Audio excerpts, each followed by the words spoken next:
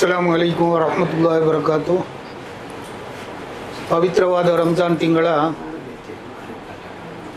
30 ದಿವಸದ ಉಪವಾಸ ವ್ರತವನ್ನು ಆಚರಿಸಿ ಮುಸ್ಲಿಂ ಬಾಂಧವರು ಪ್ರಪಂಚದಾದ್ಯಂತ ಈ ದಿನ ಈ ಒಂದು ಹಬ್ಬವನ್ನು ಆಚರಣೆಗೆ ಅಣಿಯಾಗಿದ್ದೇವೆ.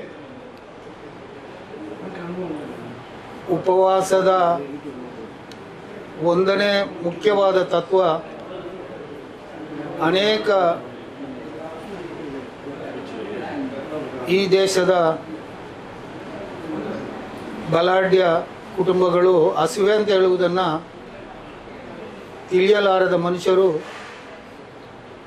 ಈ ರಂಜಾನ್ ತಿಂಗಳ 1 ತಿಂಗಳ ಉಪವಾಸವನ್ನು ಆಚರಿಸಿ ಆದರೂ ಹಸಿವೆ ಏನು ಅನ್ನುವುದನ್ನು ತಿಳಿಯಲಿ ಅಂತೇಳಿ ಇಸ್ಲಾಂ ಧರ್ಮ ಕಡ್ಡಾಯ ಮಾಡಿದೆ. ವರ್ಷದಲ್ಲಿ 1 ತಿಂಗಳ ಉಪವಾಸವನ್ನು, ಈ ಉಪವಾಸವನ್ನು ಆಚರಿಸಿ ಇವತ್ತು ಈ ಹಬ್ಬದ ಸಂದರ್ಭದಲ್ಲಿ ಪ್ರಪಂಚದ ಎಲ್ಲ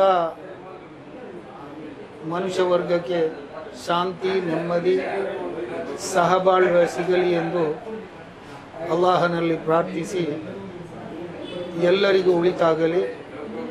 ಇತರ ಎಲ್ಲರಿಗೂ ನಮಸ್ಕಾರ.